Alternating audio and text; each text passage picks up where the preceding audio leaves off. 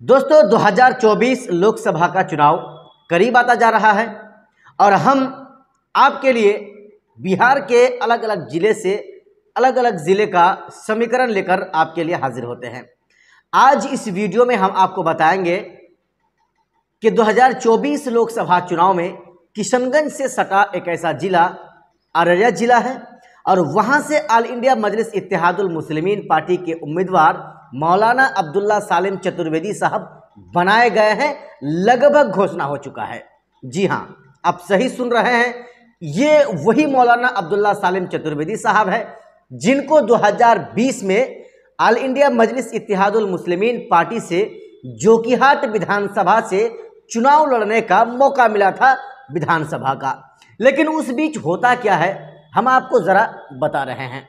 सबसे पहले आप सुन लीजिए, मरहूम तस्लीमुद्दीन साहब, उनका बेटा सरफराज आलम और शाहनवाज हुसैन।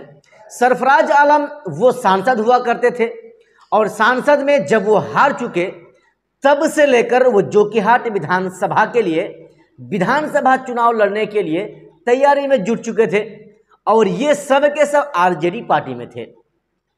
जब 2020 विधानसभा चुनाव की बारी आई, जब वोटों की गिनती से पहले जब टिकट के बंटने की बात आई, तब आरजेडी से शाहनवाज आलम जो जोकीहाट विधानसभा से विधायक हुआ करते थे आरजेडी पार्टी का, उनकी टिकट कट जाता है और वो टिकट उनके ही बड़े भाई सरफराज आलम को मिल जाता है।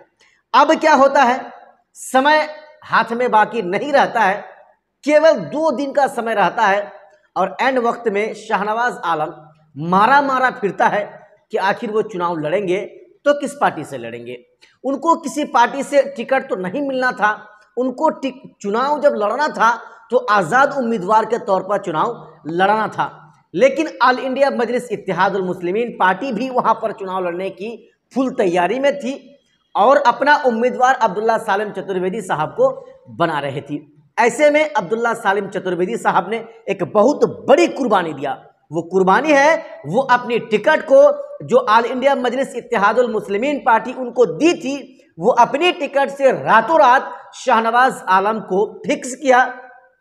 शाहनवाज आलम जिसको आरजेडी ने नकारा, जिसको आरजेडी ने उनके नाम के सामने से अपनी टिकट काट दिया, उनके बड़े भाई सरफराज को दे दिया, उसी शाहनवाज हुसैन को या आलम को एआईएमआईएम पार्टी ने अपना उम्मीदवार रातों रात घोषित कर दिया।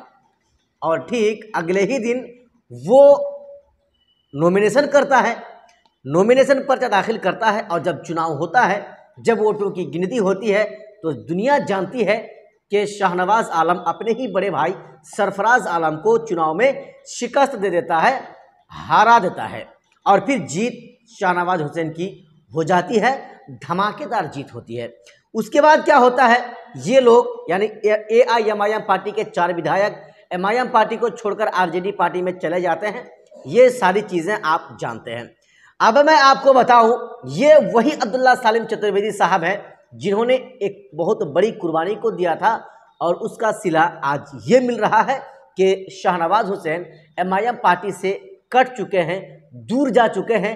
एमआईएम पार्टी से उसका रिश्ता नाता खत्म हो चुका है, बंद हो चुका है।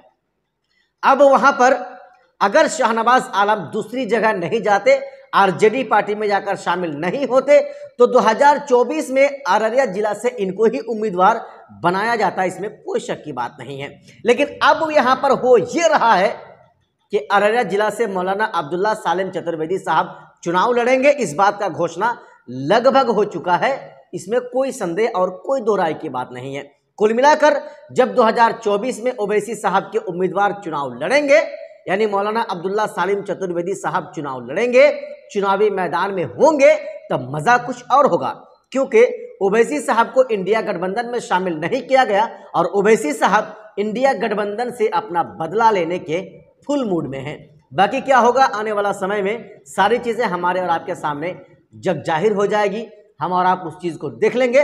लेकिन उससे पहले हम आपको ये बता देते हैं कि इस बार अररिया जिला से भी मौलाना अब्दुल्ला सालिम चतुर्वेदी साहब का चुनाव जीतना लगभग फिक्स सा माना जा रहा है, क्योंकि इस बार फिर जब टिकट बांटा जाएगा तो सरफराज आलम को ही आरजेडी की टिकट से चुनाव लोकसभा का अररिया से लड़ाया जाएगा।